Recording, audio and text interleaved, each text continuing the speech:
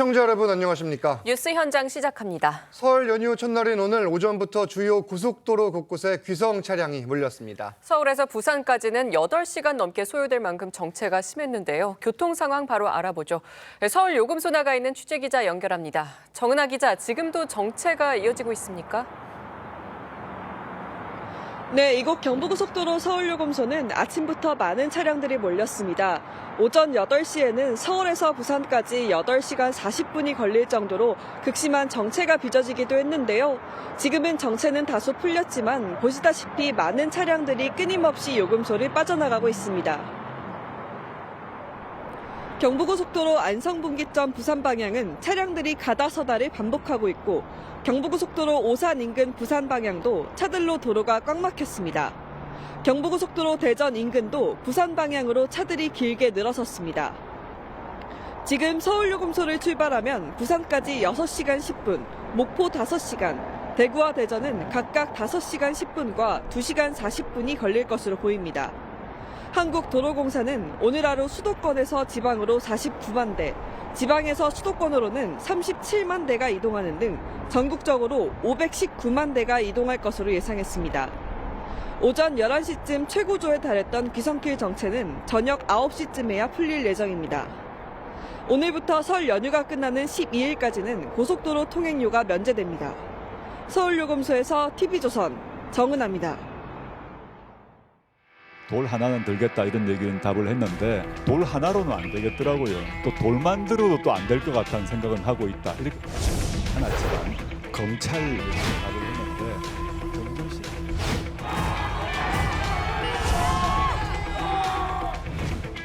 대법원 판결 전에 제가 할 수 있는 모든 일을 다하겠다라고 말씀드리겠습니다. 어떤 게 민주당의 승리, 범야권의 승리에 도움되는지 그분들이 좀 잘 고민해 주길 좀 부탁드리겠습니다.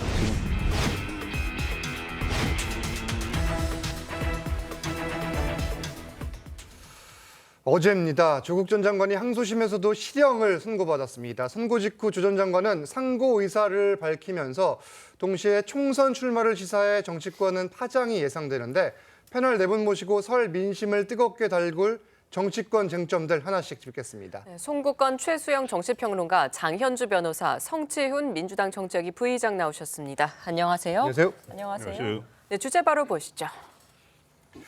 네, 어제 재판부는 조국 전 장관에게 징역 2년의 실형을 선고하며 진지하게 반성하지 않는다 이렇게 질타를 했습니다. 그러면서도 법정 구속은 하지 않았는데 어제 모습부터 보고 옵니다. 항소심 재판의 사실관계 파악과 법리 적용에 동의할 수 없기에 상소하여 대법원의 최종 판단을 구하고자 합니다. 하루하루 고통스럽지 않은 날이 없었습니다. 저와 제 가족 일로 인해 국민 사이에 분열과 갈등이 일어나고 국민들께 부족하고 실망스러운 모습을 보인 데 대해 다시 한번 사과드립니다. 오늘 재판부에서는 진지한 반성이 없는 것으로 보인다 이렇게 지적했는데 거기에 대해서 한 말씀 해주시죠. 제가 총 15차례 이상 대국민 사과를 했고요. 아마 재판부에서는 기소된 사실 그 자체를 모두 인정하라는 취지이신 것 같은데 제가 사실관계와 법리에서 다투고 있다는 점만 말씀드리겠습니다.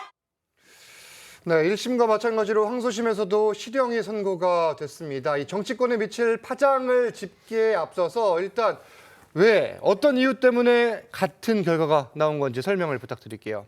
아시다시피 조국 전 장관에 대해서는 작년에 1심 재판 판결이 나온 상황이었습니다. 네. 그때도 이제 대부분의 혐의가 이제 유죄였고 그래서 그렇죠. 징역 2년의 실형이 나온 상황이었었는데요. 항소심에서는 조국 전 장관 측에서 사실관계 부분 그리고 법리 적용 부분에 대해서 치열하게 다툰 것으로 알려져 있습니다. 그러나 일단 재판부에서는 1심 재판 판결을 뒤집진 않았고요. 대부분의 사실관계를 그대로 인정을 하고 법리 적용도 그대로 유지가 돼서 결국 징역 2년의 똑같은 실형이 유지가 됐습니다. 아무래도 조국 전 장관 측에서 이야기했던 여러 사실관계, 그러니까 뭐 조국 전 장관이 입시 비리 부분에 대해서 본인이 잘 모르고 있었다는 부분, 관여하지 않았다는 부분, 그런 주장도 받아들여지지 않은 것으로 보이고요. 또 다른 혐의라고 할 수 있는 감찰 무마 사건 관련해서도 법리 적용 부분에 대해서도 재판부가 이 주장들을 받아주지 않은 것으로 봐야겠습니다. 또한 양형의 부분이 있는데요. 양형의 부분에서는 우리가 이제 양형 기준상 진지한 반성이 있게 되면 감형 사유가 되는 것인데 재판부는 일단 조국 전 장관이 본인의 혐의를 인정하지 않은 상태로 유감 표명을 한 것이기 때문에 예. 진지한 반성이 있었다라고 보지 않고 양형에서도 반영해주지 않았습니다. 네, 또 재판부는 방어권 보장 차원에서 법정 구속은 하지 않았는데 이걸 두고 뒷말이 또 나옵니다. 법조계에서는 법정 구속이 부담이 돼서 뭐 대법원에 떠넘긴 거 아니냐 이런 지적까지도 나오는데 법정 구속이 되지 않은 이 상황은 사실 좀 이례적이긴 해요. 그렇습니다. 1심에서 2년을 그대로 선고받았을 때 법정 구속이 안 됐잖아요. 네네. 그때는 그 법원에서 뭐 증거인멸 도주 우려가 없다고 하면서 동시에 정경심 정 교수 이야기를 했어요. 네. 고인이 그 구속이 돼 있기 때문에 예. 같이 구속을 하지 않는다는 일종의 간행이었는데 이번에는 정경심 정 교수가 가석방으로 나와 있습니다. 그렇죠. 나와 있는 상황에서 똑같이 2년을 받았고 또 그 과정에서 반성의 기미가 보이지 않는다는 이야기까지 했어요. 그런데 불구속을 했는데 불구속 이유는 그러니까 법정 구속을 하지 않은 이유는 뭐 1심 때와 두 가지는 같습니다. 하나는 도주 우려, 그다음에 증거인멸 우려가 없다는 거고 그다음에 법원에서 방어권을 보장을 해야 된다고 하는데 다 아시다시피 대법원은 뭐 피고인이 출석을 하고 그런 게 아니잖아요. 예. 법리심이잖아요. 그러니까 그래서 별다른 방어권을 행사할 게 없는데 어떻게 그것을 핑계로 해서 그것을 이유로 해서 이렇게 법정 구속을 하지 않았느냐 이런 그 이야기가 나와요. 그런데 제가 이 대법원 예규를 찾아보니까 예규가 하나 바뀐 건 있어요. 예. 2021년에는 그 법정 구속 실형을 받았을 때 법정 구속 예규가 특별한 사정이 없는 한 법정 구속을 하는 걸로 돼 있는데 이게 2021년에 예규가 바뀌어서 구속 사유가 필요성이 있다고 인정되는 경우에는 법정 구속을 한다. 예. 그러니까 좀 안 하는 쪽이죠. 네. 안 하는 쪽인데 그런데 이게 1심보다는 2심 그러니까 신급이 올라갈수록 더욱더 법정 구속을 하는 경우가 더 많았어요. 그런데 이거 이번에 2심에서도 안 했거든요. 예. 그렇기 때문에 과연 어떤 뭐 정부적인 판단이 개입되지 않았겠느냐 이런 의심이 좀 나오는 것이죠. 그리고 전직 법무부 장관이 아니고 예. 민정수석이 아니었으면은 과연 일반인과 이렇게 예. 차별화될 수 있었겠느냐 그런 지적도 나옵니다. 정무적 판단 부분은 물론 이제 개인적 그렇죠. 의견이시고 재판부는 재판부의 의견대로 이 법리에 따라 판단을 했을 텐데 일단 조 전 장관은 어제 재판이 끝난 뒤 총선 출마에 대한 질문에 포기하지 않고 새로운 길을 가겠다 이렇게 이야기를 했습니다. 이 내용도 들어보시죠. 저는 많이 부족하고 여러 흠이 있습니다. 그러나 여기서 포기하지 않고 새로운 길을 걸어가겠습니다. 검찰개혁을 추진하다가 무수히 찔리고 베었지만 그만두지 않고 검찰 독재의 횡포를 막는 일에 나설 것입니다. 검찰 독재의 횡포를 온몸으로 겪은 사람으로 어떠한 일도 마다하지 않겠습니다. 국민들의 의견을 폭넓게 수렴하고 매서운 비판도 기꺼이 감수하겠습니다. 네, 어제 이 2심 선고 뒤에 이제 조 전 장관은 앞으로 총선에 출마를 할 수 있다. 뭐 사실상 이런 메시지를 냈어요. 이게 지금 결국 결과론적이지만 법정 구속이 안 되면서 길이 열리게 된 꼴이 된 거죠. 그렇습니다. 그러니까 예. 이미 조 전 장관은 리셋 코리아라는 이미 신당 형태의 플랫폼을 만든 상태예요. 그렇기 때문에 그렇죠. 네네. 지금 만일 법정 구속이 돼가지고 지금 영어의 몸이 됐다 그러면은 사실상 이 리셋 코리아를 이끌어갈 동력이 많이 상실되는 거고 예. 또 이미 이제 금고 이상의 그러니까 몸이 이제 그 유치장에 들어가 있으면은 감옥에 들어가 있으면 아무래도 제약을 또 받고 그렇죠. 국민 정서에도 여론에도 여러 가지 영향을 끼칠 텐데 저렇게 밖에서 자유롭게 활동하면서 저렇게 이제 말하자면 신당에 대한 계속 동력을 이어갈 걸로 봐요. 물론 지금 감옥에 들어가 있는 송영길 전 대표도 사실은 뭐 검찰 해체당을 만들어서 하고 있으니까 예. 이게 뭐 밖에 있느냐 안에 들어가 있느냐의 유무가 꼭 뭐 당을 창당하고 못하고의 그 경계는 아니지만 최소한 많이 이렇게 됐다 그러면 모양새가 유죄가 인정되고 그다음에 실제로 대법원 판결이 나올 때까지는 사실상 좀 묶이는 그런 말하자면 모양새가 되는데 저렇게 밖에 나와서 자유롭게 활동한다 그러면은 지금도 이렇게 얘기하잖아요. 끝까지 대법원 확정 판결까지 내가 예. 법리 다툼을 해보겠다고 얘기하는 그렇죠. 과정에서 이렇게 된다 그러면은 실질적으로 지금 이제까지 총 그 재판 기한도 거의 4년이 넘게 걸려왔는데 그럼 대법원 판결 나올 때까지 만일 거기에서 비례대표라도 당선이 돼서 국회에 들어온다 그러면은 이건 사실 조금 사법의 형평의 문제가 좀 문제가 되지 않느냐 이렇게 보여서 좀 아쉽다는 생각이 듭니다. 네, 조 전 장관이 출마를 해서 당선이 되더라도 만약에 이 대법원에서 형이 확정될 경우 의원직을 잃게 됩니다. 사법 리스크가 그러면 아직 남은 상황에서 이렇게 총선 출마를 시사하는 것 이건 좀 어떻게 보셨습니까? 일단 조국 전 장관이 본인이 정치적 결벽증이 없다라고 이야기를 했잖아요. 예. 근데 좀 아쉬운 부분이 있죠. 왜냐하면 그 민정수석도 하셨고 그리고 법무부 장관도 하셨던 분이 정치적 결벽증이 없다고 말한 건 좀 개인적으로 아쉽다고 생각하는데, 근데 그런 그 빌미를 제공해 준 건 전 정치권이라고 생각합니다. 지금 제가 속해 있는 민주당조차도 사실상의 무죄 추정의 원칙을 내세워서 재판을 받고 있는 분들도 다 출마를 허용한 상황이고, 뭐 국민의힘도 마찬가지입니다. 국민의힘도 지금 이제 민주당보다 조금 공천 절차가 늦기 때문에, 스텝이 좀 늦기 때문에 이제 곧 드러날 텐데, 국민의힘에서도 1심에 실형이 나온 분이나 아마 재판을 받고 있는 분들도 아마 무죄 추정의 원칙을 적용할 거로 보고요. 심지어 대법원 유죄 판결을 받은 사람도 2023년 작년에 그 사면용, 그러니까 총선용 사면을 해준 이후에 출마하기도 하지 않았습니까? 그리고 이번 사면 이후에도 사면 다음 날 예비 후보로 등록한 국민의힘 후보도 있습니다. 조국 전 장관은 이런 모습들을 보면서 정치권 거대 양당이 모두 사실상 이 재판 리스크를 갖고는 뭐 출마 여부에 대해서 따지지 않고 있는데, 뭐 나라고 못할 거 있는가 이런 생각을 하지 않았을까? 저는 정치권이 반성해야 될 문제라고 봅니다. 예, 물론 뭐 총선용 사면은 민주당의 시각이고 사면은 이제 대통령의 권한이기는 한데, 이 조 전 장관의 움직임을 가장 주시하는 곳은 민주당일 겁니다. 이 조국 신당의 움직임과 조국 전 장관의 출마 가능성 때문인데, 지금 속내가 복잡하다고들 하는데 맞습니까? 어떻습니까? 지금 상황이. 글쎄요, 뭐 이런 부분에 대해서 일단은 어제 판결이 나온 것이고, 그렇죠. 그리고 조국 전 장관이 이제 새로운 길을 가겠다라고 말씀을 하셨는데, 그게 구체적으로 어떤 것인지에 대해서는 또 조금 더 지켜봐야 되는 상황이기 때문에요. 뭐 여러 가지 가능성에 대해서는 논의들은 나오는 것으로 보입니다. 당연히 정치는 생물이고 모든 가능성이 열려 있는 상황이기 때문에 앞으로 뭐 어떤 식으로 뭐 조국 전 장관이 새로운 길을 가시게 될지를 좀 지켜봐야 되는 것은 분명하긴 한데요. 그렇다 하더라도 일단 당내에서는 일단 중요한 것은 뭐 당내 구성원들의 의견도 중요하겠지만, 결국 이번 총선에서 중도 외연 확장을 누가 더 할 수 있을 것이냐, 이 부분에 대한 승부가 있다라고 본다면 국민의힘도 민주당도 당연히 중도층 표심 신경 쓰이지 않겠습니까? 그런 측면에서 정성호 의원이 말씀하시는 것처럼 과연 이게 중도의 표심에 어떤 부분이 도움이 될지, 이런 부분에 대한 고려는 앞으로 있을 것으로 예상은 됩니다. 앞으로 고려가 있을 것이다. 잠시 뒤에 제가 하나 더 물어볼 텐데, 일단 외연 확장, 뭐 애둘러 약간 표현을 한 걸로 저는 들었는데, 이게 지금 사실 속내가 복잡한 거예요. 어떻게 나아갈 걸로 보세요? 그렇죠. 지금 민주당 안에 뭐 길은 두 갈래죠. 하나는 조국 그러니까 뭐 대통합이라는 그 뭐죠, 그 통합 비례 정당, 통합 비례 정당.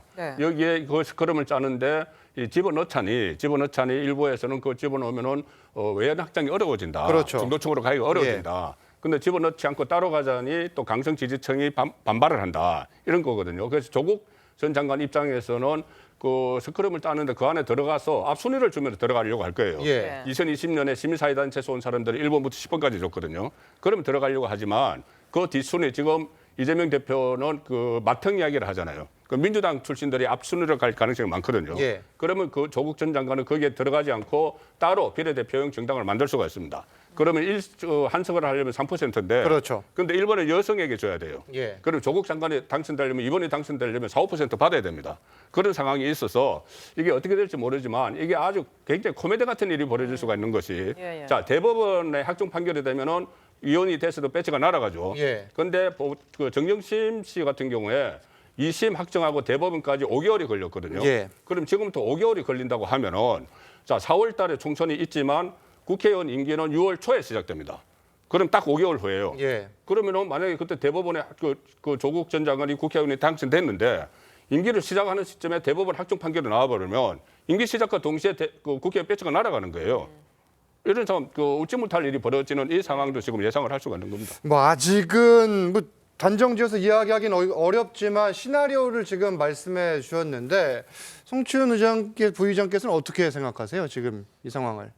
일단 아마 민주당이 정한 원칙에서 조국 신당이 들어가기 힘들 수 있다. 힘들 수 있다. 왜냐하면 어제 박홍근 의원께서 이제 추진단장을 맡게 되지 않았습니까? 어제 내세운 원칙이 일단 원내 와 있는 소수 정당과 협상하겠다. 이 말이 뭐냐면, 지금 통합 비례 정당을 추구하고 있는 민주당이 말하고 있는 거는 이 3%라는 봉쇄종을 좀 넘기 힘든 소수 정당들에게 민주당이 디딤돌 역할을 해주겠다. 단 그래도 디딤돌을 밟고 올라갈 힘 정도는 있는 소수 정당이어야 된다는 그 기본 원칙을 이야기한 거거든요. 그 이면에 그리고 아직 발표하지 않았지만 추가적인 원칙이 있을 거라고 봅니다. 예를 들면 민주당에서 나간 인사들이 만든 정당들, 그리고 이 통합 비례 정당만을 목적으로 만들어진 정당들, 이런 정당들을 다 포함시킬 경우 민주당이 이 국민들에게 매를 맞아가면서 얘기했던 준위성 정당이라는 그 취지에 벗어나게 되는 거거든요. 그렇기 때문에 사실상 준위성 정당을 선언했고 어제 박홍근 추진단장이 말한 그 원칙들만 봤을 때도 조국 장관이 추구하고 있는 그 신당은 여기에서 포함되기 힘들 거라고 좀 보고 있고요. 그렇기 때문에 뭐 조국 전 장관을 뭐 배제하냐 아니야 문제가 아니라 민주당이 내세운 원칙에서 아마 포함되기 어려울 것이다 그렇게 보고 있습니다. 이미 조국의 강을 건넌 상황이고 원칙대로 하면은 그럴 일은 없을 가능성이 높다 이런 지금 이야기이고 계속해서 다음 주제로 가보겠습니다. 공천을 둘러싼 민주당 내 계파 갈등 상황도 심상치가 않습니다. 이명백 공천관리위원장이 쏘아올린 윤석열 정권 탄생 책임론에 이 친문계의 반발이 거세지는 건데 관련 목소리부터 듣고 옵니다. 대선 패배가 문재인 대통령 탓인가?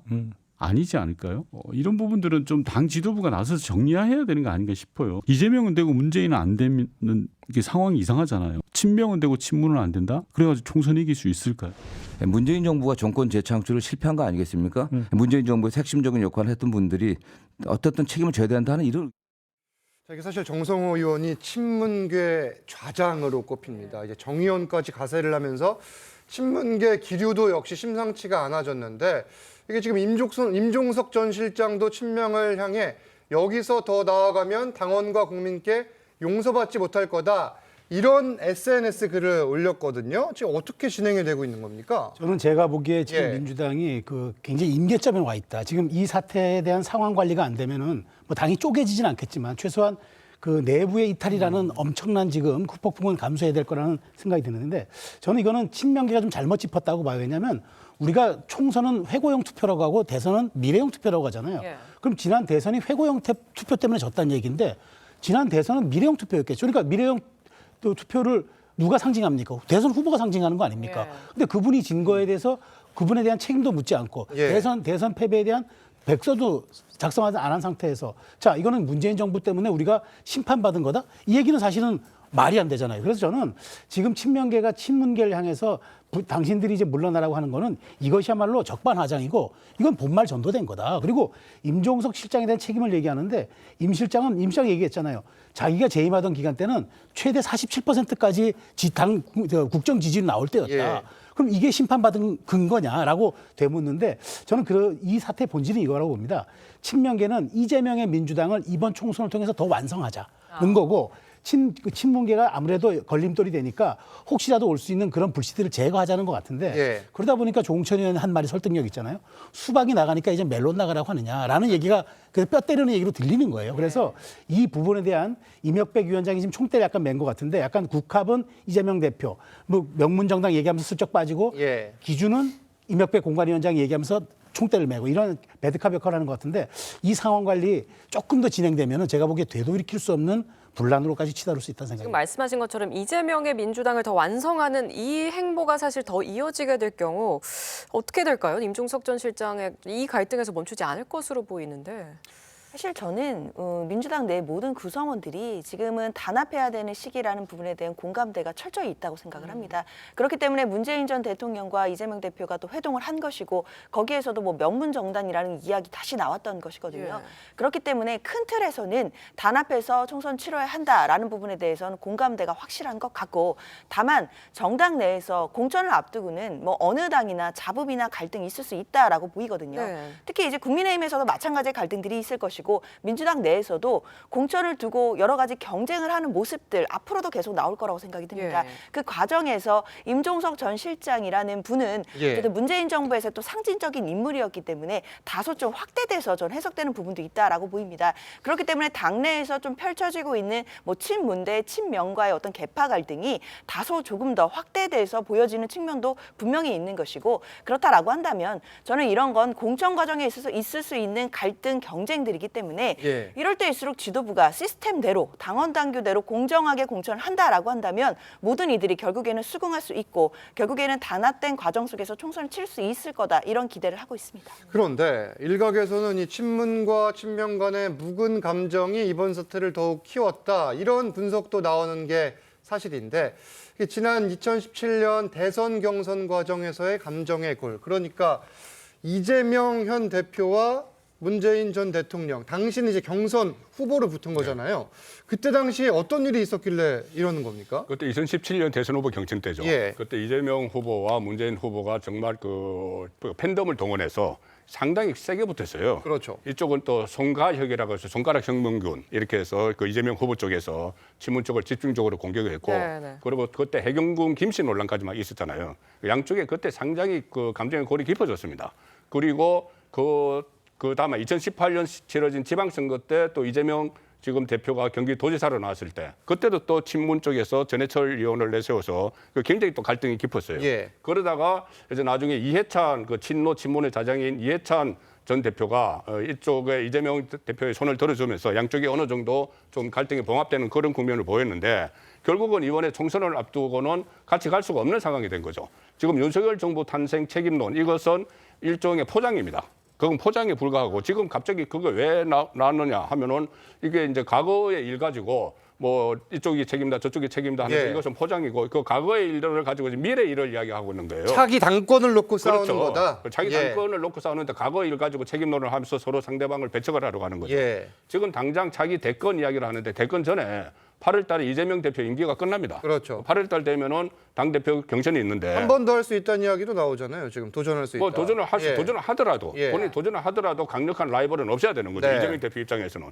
그리고 그 강력한 라이벌은 임종석 전 실장이 왜 나만 가지고 그러냐고 하는데 강력한 라이벌이기 때문에 그렇게 하는 거예요. 친문계 중에 지금 수면 위에 떠올라 있는 사람은 사실상 임종석 전 실장이 유일해 보인다 이런 분석이군요. 그렇죠. 문재인 예. 대통령 시절에 초대 비서실장이었고 그렇죠. 그다음에 그때 조직을 다 짰어요. 예. 그 임종석 전 실장이 문재인 캠프에 조직을 다 짰던 인물입니다. 그래서 조직이 다 있어요, 지금. 그렇기 때문에 가장 강력한 라이벌로 보고 일단은 배제를 하려고 하는 과정이죠. 예. 또 친문계에서는 이 대표가 직접 나서야 한다는 목소리도 나오는데 이 대표가 아직까지는 뭐 아무런 반응이 없는 것 같거든요. 어떻게 입장 표명에 나설 것으로 보십니까? 입장 표명을 할 수밖에 없을 것 같아요. 왜냐하면 이 문제를 풀 수 있는 건 이재명 대표밖에 없습니다. 그리고 네. 최근에 문재인 대통령도 만나고 오지 않았습니까?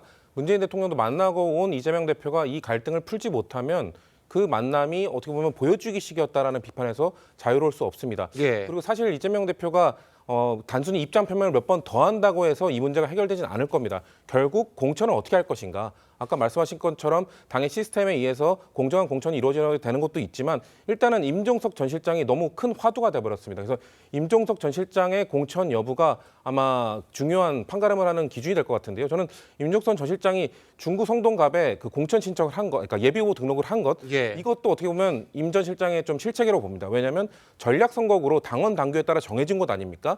이런 곳에 뭐 신인들이 예비후보로 등록해서 저를 좀 거기에 해주세요라고 하는 거는 할 수 있는 건데 중진급이 가서 예비후보 등록한다는 건 압박으로 느껴질 수 있거든요. 그런데 본인 이야기는 나는 종로든 어디든 가겠다 했는데 지도부와 소통이 안 됐다 또 이렇게 이야기를 하거든요. 그럴 때는 사실 지역을 안 정해도 되죠. 예. 지역을 안 정하면서 뭔가 임종석 전 실장도의 네임 밸류라면은 꼭 예. 지역을 정하지 않아도 됩니다. 그리고 뭐 적격 부적격 심사 역시 그럴 때 뭐 보통 종로의 지역위원장의 양해를 구하고 다른 지역구로 갈 수 있는 상황이나 일단 적격 부적격만 여기가 하겠다라고 예. 그런 사례들도 있습니다. 그런 케이스를 밟을 수도 있는데 임 전 실장이 너무 도전적으로 거기 한 것도 문제이긴 하나 저는 당에서 좀 같이 논의를 하면서 그래서 지금 뭐 정확한 공식적 입장은 나오지 않았지만 뭐 험지 출마 얘기도 나오고 있지 않습니까? 예.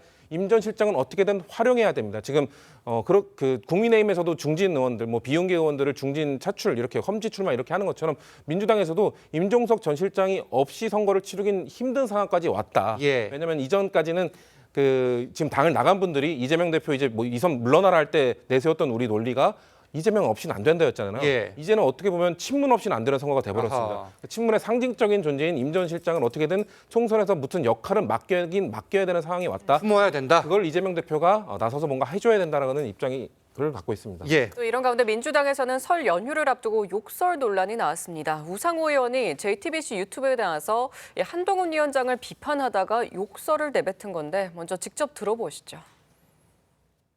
검사 독재가 만약 있었다면 이재명 대표는 지금 감옥에 있었을 거다. 거론할 수 있었겠냐 이렇게 얘기를 했어요. 끔소리하고 야당 대표를 상대로 그따위 소리를 한단 말이에요. 역대 어느 여당 대표가 그따위 말을 해.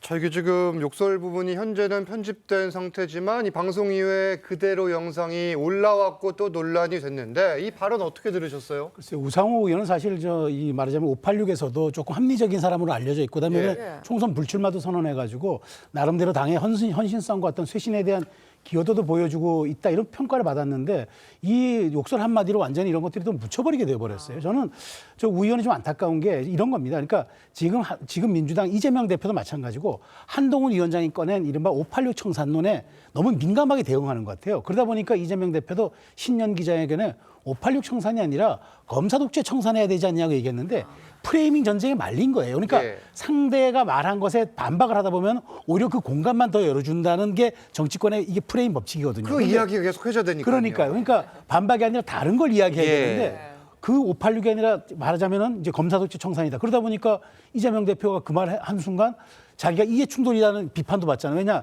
지금 7개 사건에 10개 혐의로 재판받고 있으니까 검사들한테도 시달려서 이걸 청산해달라는 얘기로 들릴 수밖에 없다라는 그런 또 비판도 있기 때문에 저 지금 우상호 전 의원이 지금 저는 안타까운 게 그렇습니다. 이렇게 얘기를 하는 순간 공격에 빌미를 주는 것 아니겠습니까? 아무리 본인들이 정당해도 상대방의 논리에 욕설로 대응하는 순간 이거는 이미 논쟁의 영역이 아니라 감정의 영역으로 치닫는 것 아니겠습니까? 그런 측면에서 저렇게 중진희 의원이 더군다나 이제 그런 헌신까지 보여줬던 분이 저렇게 빌미를 제공하고 민주당에서 586 청산에 대한 계속 불씨를 키워내는 그런 발언인 것 같아서 참 한번 되돌아볼 지점이 있다고 생각합니다. 지금 잠깐 언급하셨지만 한 위원장은 곧장 입장문을 내고 우 의원을 비판했습니다. 그러면서 과거 새천년 NHK 사건을 언급하기도 했는데 직접 들어보시죠. 우상호 전 비대위원장 같은 경우는 그분이 저는 이 저제 가짜는 술자리에 대해서 언급하시는 걸 보고 굉장히 놀랐습니다. 그분이야말로 5.18에 NHK 룸사롱에서 여성에게 쌍욕한 걸로 알려진 분 아닙니까? 본인이 그러니까 남들도 다 그런 줄 아시는 것 같습니다. 자, 이 발언은 지난해 10월 이제 다른 건과 관련해서 이 현재 한 위원장이 했던 말인데 한 장관은 어제 입장문에서도 이 86 운동권 청산 필요성을 언급을 했습니다. 우 의원을 비판을 한 건데 이게 대대 공격의 빌미를 준 거예요, 지금. 제대로 공격의 빌미를 준 거죠. 왜 그러냐면 어제 우상호 의원이 그렇게 그 비속어를 쓴 이유는 이 검사 독재 정권이면은 이재명 대표는 감옥에 가 있어야 된다. 이 이야기를 비판을 하다가 이 욕설을 했거든요. 그런데 거기 한동훈 장관이 가능콜로 토론에서 했던 이야기죠. 근데 가능콜로 토론에서 우상호 의원 자체가 이야기가 나왔었어요. 우상호 의원이 그러니까 운동권의 어떤 그 맡은 격인데 우상호 의원이 자기들은 여태까지 국회의원을 했고 그다음에 운동권 출신에서도 나머지 있는 사람들도 한번 국회의원을 해야 되지 않느냐 이런 이야기를 한 데 대해서 그 스스로 말을 꺼냈습니다. 한동훈 비대위원장이 말을 꺼내서 그건 정말 납득할 수 없는 논리다 이렇게 비판을 했거든요. 그러니까 우상호 의원은 그 비판까지 염두에 두고 본인에 대한 비판이었으니까 염두에 두고 이재명 대표에 대해서 감옥 이야기한 것을 이야기하다가 이렇게 욕설까지 넣은 거예요. 그러면 지금 다시 NHK 사건까지 한동훈 비대위원장이 꺼내들었으면은 한동훈 비대위원장이 지금 총선 구도를 완전히 바꾸려고 하고 있지 않습니까? 그렇죠. 윤석열 정부 그 심판론에서 이 운동권 그 특권 정치 정산론으로 지금 바꾸려고 하고 있거든요. 이 상황에서 운동권 86 운동권 정치의 상징적인 인물이 우상호 의원인데 이렇게 반응을 하면서 또 욕설까지 하니까 NHK 사건까지 다시 또 다 들어오잖아요. 그러면은 특권 정치뿐이 아니고 어떤 도덕성 문제, 86 정치인들의 도덕성 문제까지 부각이 되는 그런 상황이 돼 버린 거죠. 이게 사실 김경률 비대위원이 불출마를 선언하면서 86 운동권 청산에 대한 한동훈 위원장의 이제 프레임 싸움이 좀 약해지는 것 아니냐 이런 지적이 나오는 상황에서 이런 일이 벌어진 건데 민주당에서는 지금 이 상황에 대해 어떤 입장이세요? 글쎄요, 일단 욕설이 나온 것 자체는 부적절하겠죠. 예. 그러나 일단 우상호 의원이 지금 이 말을 하게 된 또 앞서 맥락도 보게 된다면 사실 이재명 대표에 대해서 뭐 검사 독재가 있었다면 뭐 감옥에 있었을 것이다라는 발언도 저는 그렇게 적절한 발언은 아니었다라고 생각이 듭니다. 일단 뭐 가눈클럽 토론에서 나온 말이었고 예. 당시에 뭐 검사 독재에 대한 의견을 그런 묻는 질문이었다라고 한다면 그것에 대해서 답변을 주셨으면 될 것 같습니다. 만약에 한동훈 비대위원장 생각에는 검사 독재가 없다고 생각하셨다면 왜 없다고 생각하시는지 그런 부분에 대해 국민들께 또 소탈하게 말씀 주셨으면 됐을 것인데 갑자기 또 야당 대표에 대한 또 공격이 나오고 거친 예. 발언들이 나오기 되었기 때문에 또 민주당 입장에서는 당연히 또 다른 거친 발언으로 설전이 나올 수밖에 없거든요.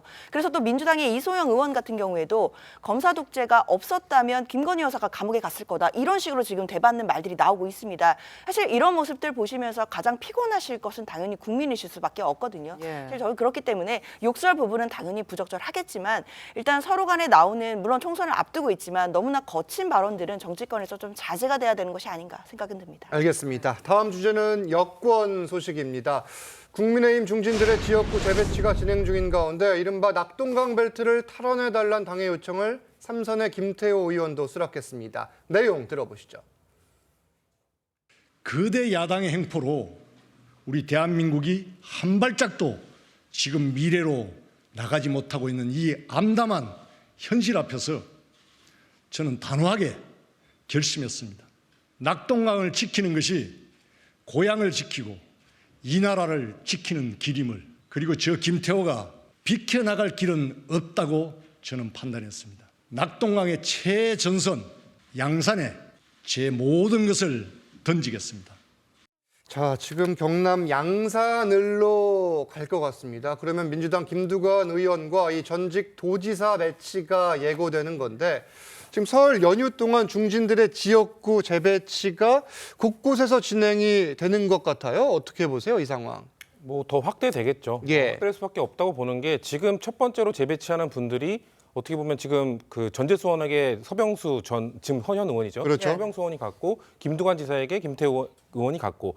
그러니까 지금 어떻게 보면 그 부산 경남 지역에 여기는 원래 국민의힘 전통 강세 지역 아닙니까? 그 지역임에도 불구하고 험지로 만들어버린 민주당의 강자들이 있는 곳입니다. 그런 곳에 가라고 했는데도 두 분 다 수긍을 하지 않았습니까?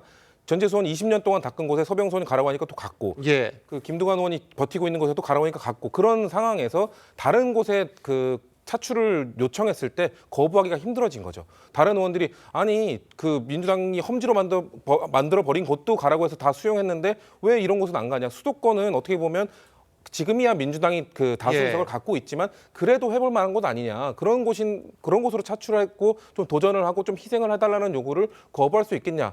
그러면은 그 요구를 받은 사람은 제안하기 힘들어진 거죠. 저는 근데 민주당도 아마 이런 재배치나 험지 출마 그리고 중진의 차출 이런 것들 같이 고민하고 있을 것 같은데요.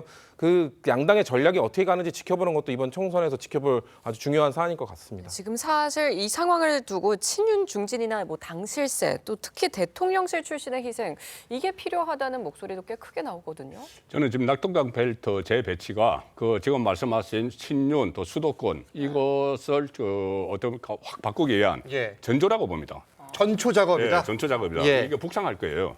왜 그러냐면은 그 전에 인류한 혁신위원장 때는 이 영남권 중진들이 수도권에 출마하고 있죠. 이건 그런데 이것을 업그레이드한 겁니다. 수도권 출마하는 게 아니고 낙동강 벨트에 재배치하는 거예요. 그 민주당이 현역이 있는 곳에. 낙동강 벨트에 9개 지역구가 있는데 지금 5개가 민주당이 그 차지하고 있거든요. 그러면 거기 이제 지금 3개 조혜진 의원까지 3명을 했는데 또 한 2명 더 할 거예요. 그렇게 하고 나서 이게 북상을 해서 실질적으로 한동훈 비대위원장이 공천 과정에서 성과를 낼 수 있는 것은 어떻게 보면은 상징적인 친윤에 대한 정리 작업일 거예요. 그 지금 강남 어뢰 가르고 했던 이원모 전지사 비서관이 지금 강동으로 지금 바뀌고 있지 않습니까? 그것도 하나 이제 전조라고 보는데 아마 이 영남권에서 재배치가 끝나면은 수도권의 그 친윤 또 아니면 그러니까 용산 대통령실 출신이나 장차관 출신들에 대한 교통 정리가 본격화되고 그 시점에 이게 제대로 이루어지지 않으면은 다시 뭐 충돌이 있을 수가 있겠죠. 그렇겠네요. 이런 가운데 공천에서 배제된 김성태 전 의원은 공천 결과에 공개적으로 반발을 했습니다. 또 다른 뇌관이 되고 있는데 김 전 의원은 공관위원이자 이 당 주류인 이철규 의원을 향해 날을 세웠습니다. 양쪽 주장 먼저 들어보시죠.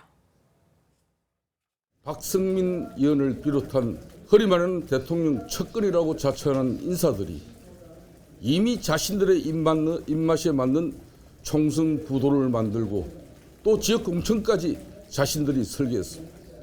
대통령 측근 인사라고 공관에 들어가 있는 한 인사가 3차 공관위 기준에 반영시킨 그 장본인이 허리 말하는 핵관 인사입니다. 공관위에 들어간 핵관이라면 혹시 이철규 의원 부인하지 않겠습니다. 아마 감정이 주스러지지 않아서 그런 말씀하신 것 같은데요. 누가 그분 한 분 때문에 기준을 바꾸고 할 이유가 있습니까? 네. 그런 거 없습니다. 총선 기획단이 우리 만들어놓은 기준에 해당되다 보니까 네. 그분이 일단 제외되게 됐습니다.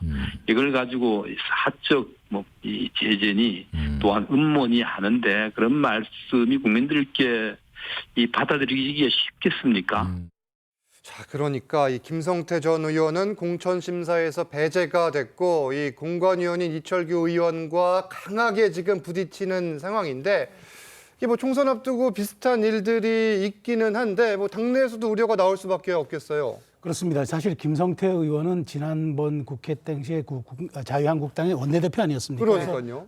드루킹 특검을 이끌어냈던 그런 어떤 당사자에서 당내에서도 상당히 그런 헌신성을 인정받고 있죠. 더더군다나 강서 쪽에서는 또 나름대로 경쟁력을 또 인정받고 있는 분인데 출마 못하게 되니까 억울한 심정도 저도 10분 이해가 돼요. 그렇지만 이건 당의 결정이잖아요. 말하자면 이게 무슨 사적 제재를 위한 것이 아니라 당이 만들어 놓은 그 가이드라인 아니겠습니까? 특히나 뇌물죄로 이제 더더군다나 이제 유죄 판결을 대법원까지 확정 판결을 받은 분이기 때문에 아무리 설령 억울한지 이게 뭘 함정이라고 자꾸 얘기하고 법원 수사라고 얘기하는데 그럼에도 불구하고 우리 사법부가 판단한 일 아니겠습니까? 그런 걸 기준을 이제 두었는데 이게 본인 한 명에만 적용됐다 그러면 억울하겠죠. 그렇죠? 그렇지만 다른 사람도 다 이게 적용이 될 겁니다. 그렇기 때문에 저는 이거 가지고 너무 이렇게 과도하게 해석하는 건 온당치 않다 보이고 오히려 저는 이번 공천 과정에서 저는 공관위가 이번 역대 공천관리위원회보다 아주 엄정하고 세밀한 지금 기준을 두었어요. 각 지역별 경선도 험지와 말하자면 지금 양지에 따라서 다 5대5니 8대2까지 그다음에 그 이른바 중진들을 치어내는 과정들도 디테일하게 지금 다 해놨기 때문에 만약 이게 누구에게만 이게 적용되고 누구는 적용되지 않는다 그러면 이 기준이 무너지는 거잖아요. 그렇기 때문에 김성태 의원의 저 발언은 억울함은 있겠지만 저게 또 당의 분열로까지 이어지지 않을 것으로 보고 지금부터는 이 시스템 공천을 얼만큼 공관위가 원칙과 그다음에 끝까지 기준이 변동됨이 없이 일관되게 관철시킬 수 있느냐 이게 남은 과정인 것 같습니다. 알겠습니다. 이런 가운데 정치권에서는 윤석열 대통령의 신년 대담을 두고 평가가 엇갈리고 있습니다. 먼저 영상부터 보시죠. 앞으로는 이런 일이 발생 안 하게 조금 더 분명하게 선을 그어서 이런 그 처신을 하는 게 중요하다는 말씀을 드리고 싶습니다. 이슈 가지고서 부부싸움 하셨어요? 전혀 안 했습니다. 대통령께서 진솔한 자기 생각을 말씀하셨다고 생각합니다. 평가는 국민이 하신 것이고 정치 공작은 맞잖아요. 김건희 여사 리스크라고 하는 부분이 이제 더 이상 당에서는 언급될 필요가 없다 이렇게 생각하신다고 알겠습니다. 그렇게 무슨 리스크다 이렇게 프레임으로 하는 것에 대해서는 저는 공감하진 않고요. 명품백을 명품백이라 부르지 못하는 앵커. 국민과 법 위에 군림하는 오만을 다시 확인시켜줬습니다. 진솔한 사과와 반성을 원하는 국민들을 더 이상 화나게 해서는 안 됩니다. 자, 이 김건희 여사를 둘러싼 명품백 문제 등과 관련해서 야당은 진실한 사과와 반성이 없었다 이렇게 강하게 비판을 하고 있고 한동훈 위원장은 어제 평가는 국민이 하는 것이다 이렇게 가름을 했는데 일단 어떻게 보셨어요?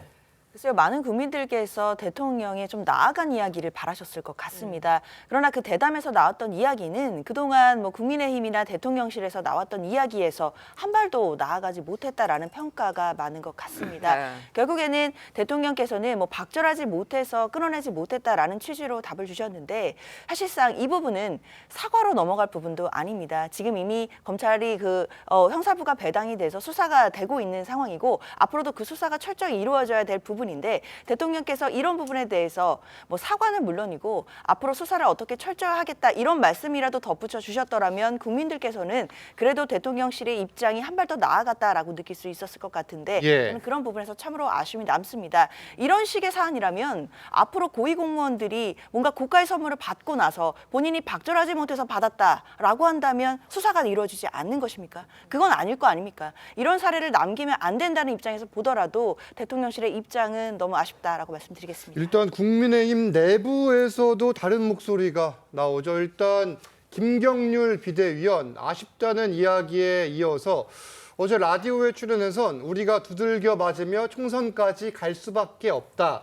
그러니까 국민의힘 지도부도 이제는 사과해야지 않냐 이렇게 이야기를 했는데 이건 앞으로 한동훈 지도부가 사과를 할 문제다 이렇게 해석을 해야 됩니까? 어떻게 보세요? 잘못하면 이제 그렇게 해석이 되는 것 같은데 예. 제가 보기에 이 말의 이제 맥락은 이런 것 같아요. 그러니까 어쨌든 대통령실에서 대통령이 언급한 거니까 대통령이 공적 상태에서 언급한 걸 우리가 엔드 스테이트 최종 상태라고 얘기하거든요. 예, 예. 그럼 더 이상 여권에서 이것에 대해서 더 해석할 수 있는 사람은 없어요. 예. 더 나갈 수 있는 사람도 없고.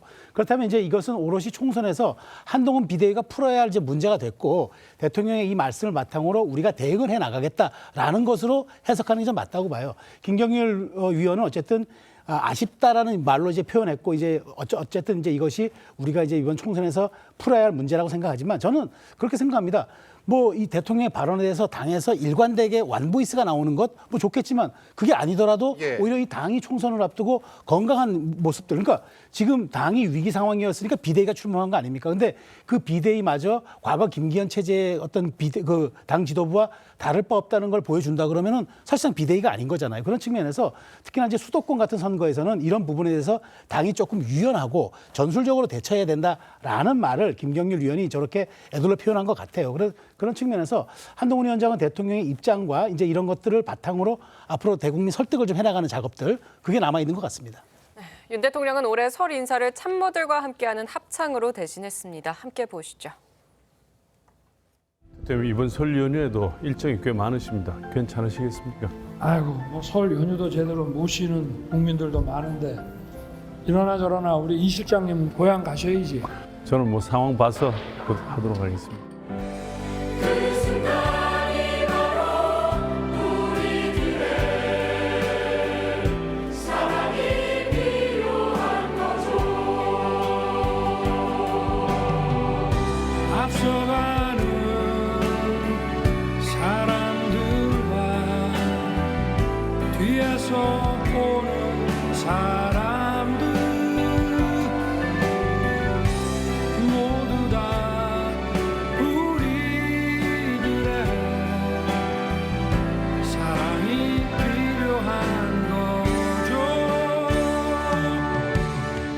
매년 명절 인사 영상에는 사실 이제 김건희 여사가 함께 등장을 했지만 이번에는 이 명품백 논란을 의식해서인지 모습을 보이지 않았습니다. 이 대담과 관련된 논란 그리고 조금 전 보신 영상 그리고 김 여사가 등장하지 않은 부분들 어떻게 해석을 해야 됩니까? 일단 이 백 논란이 그러니까 파우치 백 논란이 벌어지기 전에 김건희 특검이 총선용으로 이제 설치가 됐다 이런 그 지적이 있었죠. 그래서 그 이후 네덜란드 국빈 방문 이후에 김건희 여사는 공식 수상이 안 나옵니다. 안 나오고 있습니다. 계속. 연말에 이웃돕기 이런 행사 같은 것도 많이 해야 되는데 실제로는 그거 하지 않고 있죠. 그리고 총선 국면에는 아마 안 나올 겁니다. 왜냐하면은 김건희 특검법이 또 따로 한쪽에 잠복해 있어요. 아직 재표결을 안 했지 않습니까? 그렇죠. 그건 언제든지 쓸 수 있는 민주당이 쓸 수 있는 카드거든요. 기한이 없기 때문에 기한이 그래요. 없죠. 본인들이 기한이 없는 걸 설정을 했죠. 간섭적으로는 한 2주라는 기한이 있지만 그 상황에서 김건희 여사가 어떤 식으로 등장을 하면은 김건희 그 여사 특검법과 이 파우치 문제 가지고 같이 막 공세를 벌일 거예요. 그래서 그런 거를 감안을 해서 총선 때까지는 나오기 어려운데 제가 한 말씀만 조금 전에 말씀드렸던 것을 한 말씀만 드린다면 사과를 왜 안 하냐 여기에 지금 핵심 포인트잖아요. 그렇죠. 그런데 저는 이 어제 발언에서 낮은 수준의 유감 표명은 있었다고 저는 봅니다. 아주 낮은 수준이지만. 그렇게 충분히 해석할 수 있다 이런 의견이시군요. 그렇죠. 그런데 사과합니다. 이렇게 안 했다는 것인데 조금 전에 장윤주 변호사께서도 그 말씀을 하셨어요. 사과로 끝날 문제가 아니다. 수사를 해야 된다고 했죠. 자, 고민정 의원도 어제 그 이야기를 했어요. 사과는 시작이라는 말을 했어요. 그다음에 수사를 해야 된다고 했습니다. 그러면 만약에 사과를 하면은 그러면 그 부분이 사과를 했으니까 잘못을 인정한 거 아니냐. 그러면 이제 수사를 하자. 이렇게 다시 정치 공세가 되거든요. 그다음에 뭐가 되냐면은 안민석 의원이 당장 탄핵 이야기를 했어요.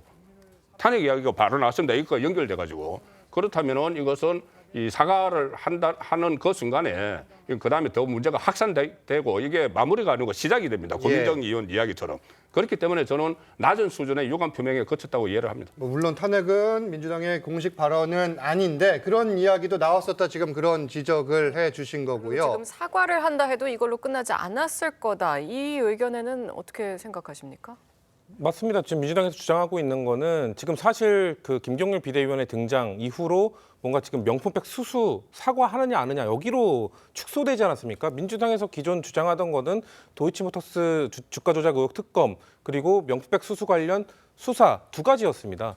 수사를 지금 도이치모터스 주가 조작 의혹 특검은 사실상 사라지고 그 명품백 수수도 수사가 아닌 사과 여부로 축소시킨 게 김정균 비대위원과 한동훈 비대위원장의 뭔가 차별화 전략의 성공이었다고 민주당에서 보고 있고 그렇기 때문에 그 축소시킨 것에 대해서 지금 사과도 안 했고 유감 표명 뭐 사실상 유감 표명을 하셨는데 저는 그 대통령의 워딩 중에 문제라면 문제다라고 한 게 문제도 인정을 안 한 것이거든요. 그렇기 때문에 유감 표명으로도 볼 수 없다라는 것이고 사실 국민 눈높이에 맞는 그거를 못 하신 거죠. 왜냐하면 전 용산으로 왜 오셨냐라고 민주당에서는 얘기할 수밖에 없습니다. 용산으로 오시면서 말씀하신 게 뭐였습니까? 국민과 더 가까이 가겠다. 근데 국민과의 물리적 거리만 가까워졌지 심리적 거리는 더 멀어진 것 같아요. 왜냐하면 국민들이 요구한 얘기에 대해서 전혀 답을 안 하셨기 때문인 거거든요. 그래서 민주당은 그런 부분에 대해서 계속 지적을 하고 이거는 사과를 해도 수사로 갔어야 되는 부분인데 사과조차 안 했다라고 계속 주장을 할 수밖에 없는 겁니다.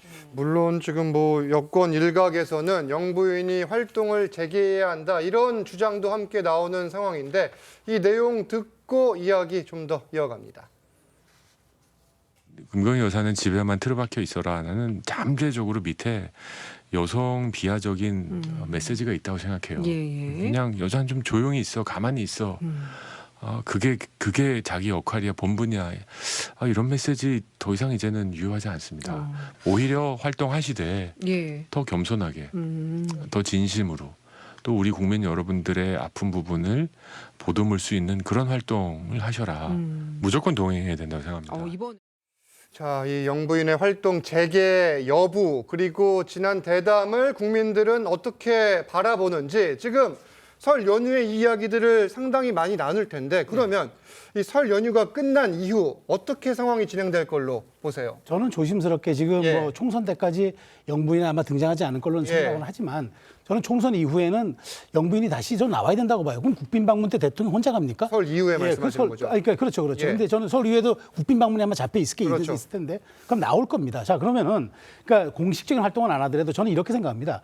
미국에서도 낸시 레이건 여사는 마약 퇴치 운동, 그다음에 그 미셸 오바마는 아동 비만을 다 다뤄가지고 굉장히 대통령의 국정 수행하는데 순기능적 도움을 줬어요. 우리도 마찬가지입니다. 만일 지금 대통령께서는 이부속실을 지금 검토 중인데 큰 도움이 되겠냐고 하지만 그걸 그래도 대통령의 부인이 외부 활동하려면 공적 시스템이 있어야 합니다.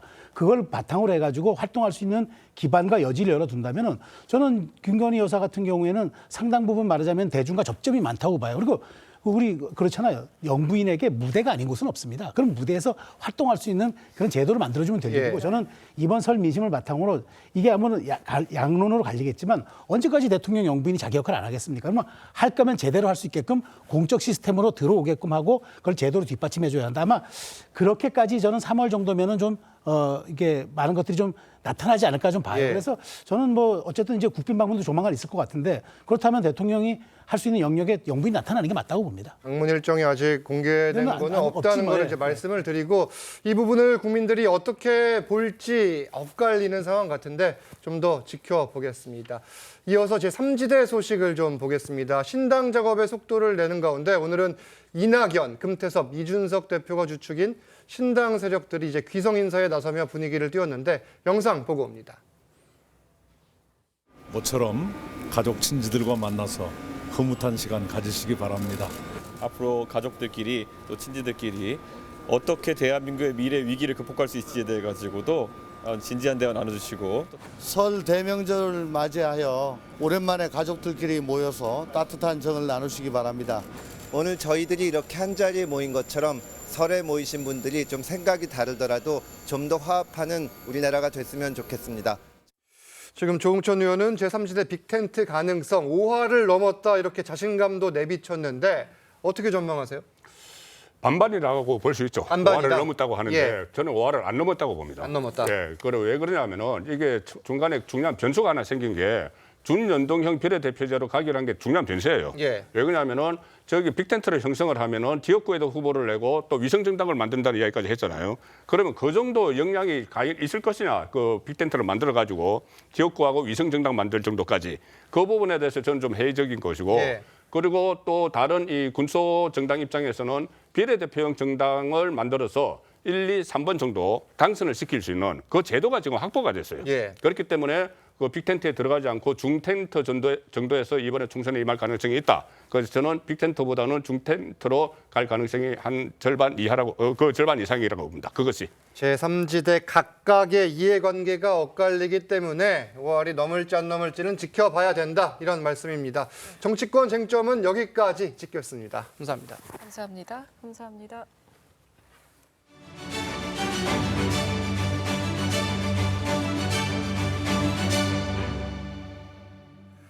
카타르 아시안컵 준결승에서 고배를 마신 한국 축구 국가대표팀이 어젯밤 귀국했습니다. 클린스만 감독은 대회 4강에 오른 성적이 실패는 아니라면서 사퇴 의사가 없음을 분명히 밝혔습니다. 전정원 기자입니다. 밝은 표정으로 입국장에 들어선 위르겐 클린스만 감독.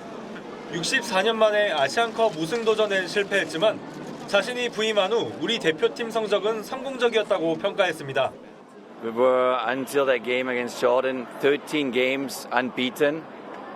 So overall, the entire year we played since I'm here was very successful. 대표팀의 고질적인 수비 문제를 극복하지 못하는 등 지도력이 도마에 오르면서 경질 요구가 거세졌지만 클린스만 감독은 4강 성적이 실패는 아니라면서 사퇴할 뜻은 없음을 분명히 밝혔습니다. I still think it was a successful tournament going into the Final Four, and our big goal is then the World Cup in America. 기자회견 도중엔 클린스만 감독을 향해 한 중년 남성이 호박엿을 던지는 소동이 벌어진 가운데 클린스만 이게 축구야! 이게 축구냐고! 공항을 빠져나가는 클린스만 감독에게 일부 팬들의 거센 항의도 이어졌습니다. 클린스만 집에가! 대표팀은 A매치 기간인 다음 달 2026 북중미 월드컵 아시아 2차 예선을 준비합니다. TV조선 전정원입니다. 보신 것처럼 우리 축구 국가대표팀이 어제 귀국했는데 클린스만 감독의 거취를 둘러싼 논란이 계속되고 있습니다. 이 내용과 함께 한 주간의 이슈들까지 하나씩 살펴보겠습니다. 백성문 변호사, 허주연 변호사 새로 모셨습니다. 안녕하세요. 네, 안녕하세요. 안녕하세요. 자, 사실 지난 2019년 아시안컵보다 나은 성적을 기록을 하긴 했는데 그럼에도 지금 뭐 손흥민 선수 등 기라성 같은 선수들이 있는데 이런 성적은 아쉽지 않냐 이런 목소리가 나오는 거예요. 사실 아마 많은 축구 팬들 거의 동일하게 생각하실 겁니다. 예. 저도 이번엔 기대를 많이 했어요. 그렇죠. 사실 1956년하고 60년 두 번 우승하고 유독 아시안컵하고 우리나라가 인연이 좀 없었어요. 네. 근데 이번에 대표팀 몇몇 보시면 다 아시겠지만 뭐 수비의 김민재 선수, 또 이강인 선수의 손흥민 선수 이 세 명의 이름만 들어도 정말 가슴이 웅장해진다 뭐 이런 예. 표현도 많이 하셨는데 네. 그 정도로 이번 대표팀의 네임밸류가 워낙 출중했기 때문에 훨씬 더 좋은 경기력을 보여줄 거라고 생각했는데 숫자 4강이 중요한 게 아니고 그 과정에서 보여준 경기력이 굉장히 국민들 실망을 많이 불러일으켰기 때문에 지금 계속 논란이 되는 것이고 그래서 클린스만 감독의 거취 문제까지 얘기가 나오는 게 아닌가 이런 생각이 듭니다. 네, 이번 경기를 두고 실망한 팬들도 꽤 많은데 특히 클린스만 감독에 대한 비판 지금 말씀하셨지만 뭐 사퇴 요구까지 나오는 것 같아요. 그럴 수밖에 없는 게 사실 세계 최고 수준의 이 선수 스쿼드를 보유하고도 이 상대적으로 약체인 요르단을 맞아서 싸우는 경기 내용 자체가 그야말로 뭐 전술이 없고 임기응변식으로 선수 개개인의 어떤 특성에 대한 분석도 제대로 되어 있지 않고 그냥 뭐 대충 맞교체하는 게 아니냐 이런 정도로 보일 정도로 좀 굉장히 실망스러웠던 경기 내용이 있었습니다. 그리고 그 동안의 어떤 이 클린스만 감독의 태도, 예를 들면 우리나라에서 상주하기로 하고 감독이 됐는데 미국에서 노트북 있는 곳이면 어디든 사무실이다라고 얘기를 하면서 K리그 선수들을 동영상으로 분석을 한다든가 그러면서 정작 본인은 ESPN에 출연을 해서 유럽 이 리그 선수들에 대한 역량을 분석을 하고 우리나라 선수들과 축구장에서 함께하면서 현장에서 보고 분석을 노력을 해야 되는데 이런 것들이 제대로 되지 않는다는 우려의 목소리나 비난의 목소리들이 많았거든요. 성과도 노력도 보이지 않는다라는 얘기가 나오고 있고 거기다가 이번 요르단전이 끝나고 나서 웃으면서 만연한 미소를 띠면서 축하 인사를 거내는 어떤 공감 능력의 부재가 이 축구 팬들의 마음에 굉장히 실망감을 불러일으켰고 그래서 이 사퇴 요구 목소리들이 나오고 있는 것 같다는 생각이 듭니다. 이게 뭐 웃는 거를 뭐라고 할 수는 없지만 이게 지금 경우와 상황에 따라 다른 거잖아요. 어떻게 보셨어요? 웃는 모습. 저는 개인적으로 한국 문화에 대한 존중이나 이해도 많이 부족한 게 아닌가 생각이 들었는데 요르단전 끝나고 많은 분들 기억하실 거예요. 손흥민 선수는 거의 눈물을 흘리고 그리고 많은 선수들이 거의 주저앉아서 굉장히 당혹해하는 그런 상황에서 웃으면서 인사를 나누는 모습.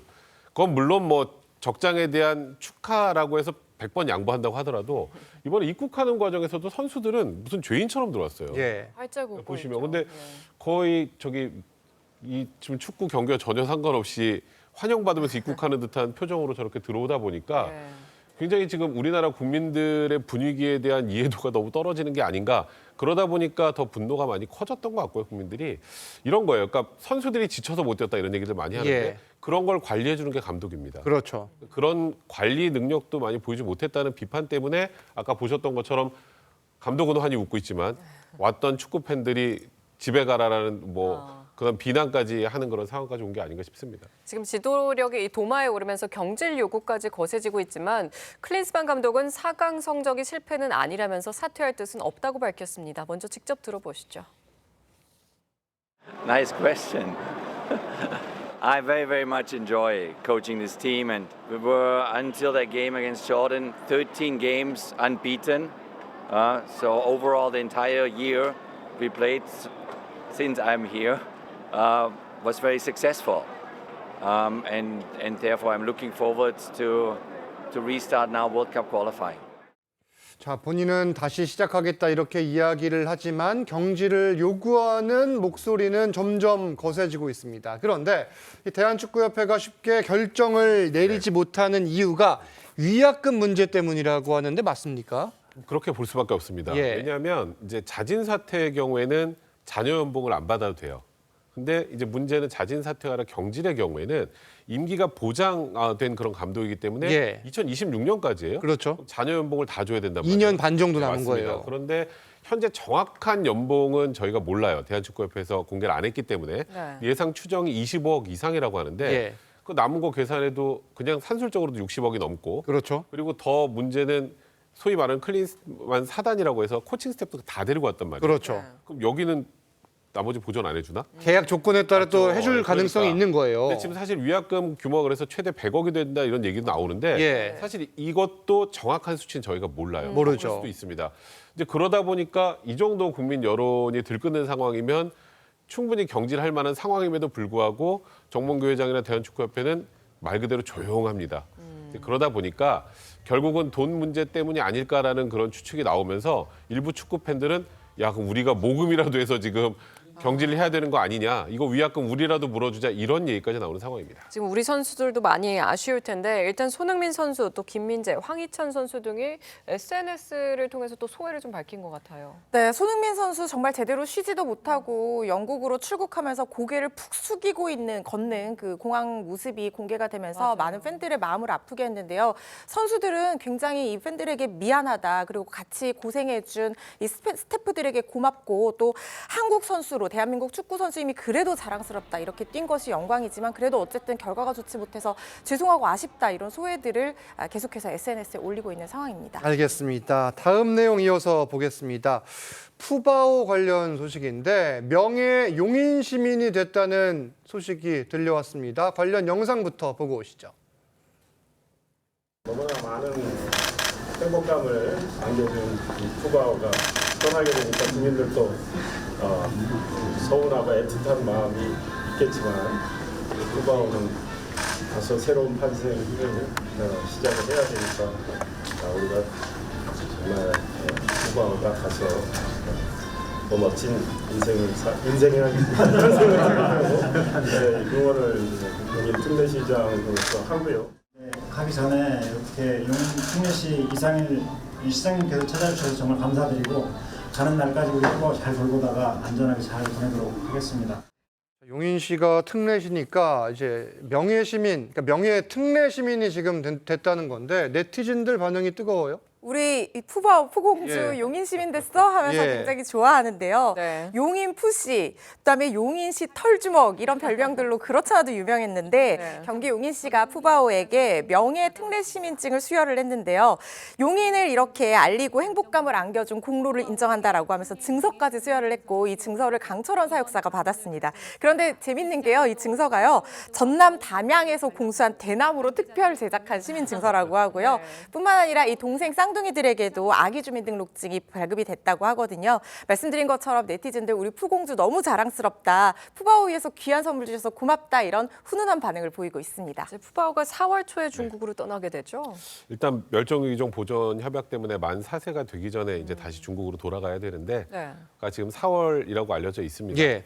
이제 한 달 좀 더 남았네요. 그러니까요. 지금 그래서 마지막까지 개장하자마자 오픈런으로 푸바오 마지막을 보고 싶다는 그런 분들이 많이 몰린다고 하는데 네. 그만큼 또 저희한테 굉장히 특별한 그런 판다기 때문에 그래서 지금 용인 그 명예 시민까지 된 게 아닌가 좀 그리울 것 같습니다. 알겠습니다. 다음 소식 전해드리죠. 어제 미스트로 3에선 4라운드 팀 메들리전과 여왕전의 진검승부 결과가 가려졌습니다. 먼저 무대부터 함께 보시죠. 안녕하세요. 저희는 여러분들 마음에 뽕씨를 뿌리러 온 뽕컵에입니다. 꾹꾹꾹꾹꾹꾹 처녀가 찾아왔어요. 어머님께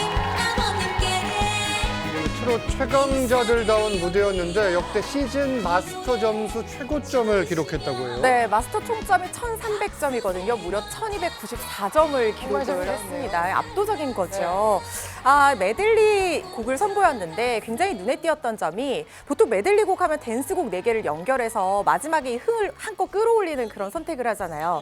그런데 장윤정 마스터가 뽕커벨 팀은 보컬이 정말 이 강점인 팀이다. 그래서 마지막에 이 조항조 씨의 후 이 약간 느린 서정적인 곡을 선택을 하면서 오히려 더 감동을 극대화하는 방법을 써라는 조언을 해줬고 그게 정말로 주요하게 맞아 들어가면서 이 뽕컵의 4명 멤버의 모든 역량을 다 극대화시켜서 보여주는 그런 전략이었고요. 그게 아마 관객들의 마음까지 울린 게 아닌가 싶습니다. 김현우 마스터가 멘토였던 트로나윈 씨 멤버들 사실 컨디션 난조로 조금 제 실력을 발휘하지 못한 것 같아요. 네, 이 리허설까지 이 김현우 마스터가 찾아가서 정말 열심히 지도를 했는데 그때 청가연 씨가 뭐라고 얘기를 하면 목과 목젖이 붙어 있는 것 같다. 너무 힘들다 이렇게 얘기를 했어요.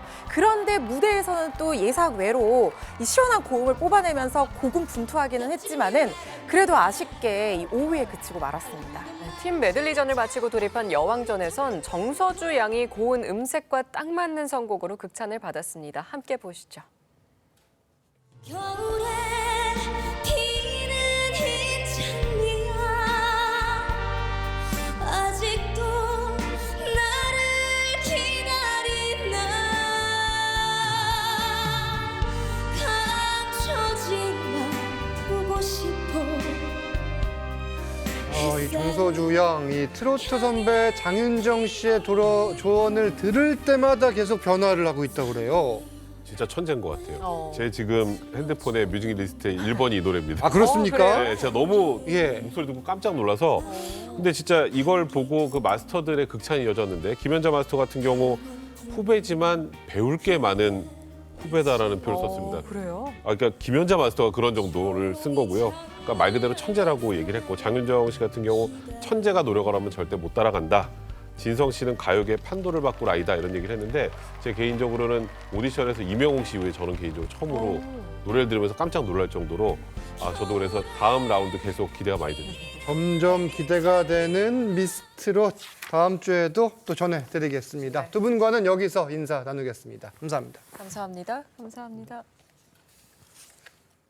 설 연휴 첫날인 오늘 대체로 맑고 큰 추위도 없이 하루가 흘러가고 있습니다. 다만 대기질이 좋지 못한 곳들이 있는데요. 경기 남부와 충청, 경북의 일평균 초미세먼지 농도 나쁨 수준 예상되고요. 오후에는 서울 등 수도권과 영서, 경남권도 일시적으로 나쁨 수준 보이겠습니다. 외출하실 때는 먼지 차단용 마스크 착용하셔야겠습니다. 남은 연휴 동안에도 큰 추위 없지만 설 당일인 내일 대기 상황은 더 좋지 못하겠고요. 오후부터 날이 흐려지기 시작해서 전남 해안과 제주에 비가 조금 내리겠습니다. 일요일에도 제주에는 비가 조금 더 이어지겠고 연휴 마지막 날에는 맑은 하늘 되찾으면서 귀경길 날씨로 인한 큰 불편은 없겠습니다. 다시 일상으로 돌아오는 화요일과 수요일 서울의 낮 최고 기온이 13도까지 오르면서 온화하겠습니다. 날씨였습니다. TV조선 뉴스 현장 마칩니다. 함께 해주신 여러분 고맙습니다.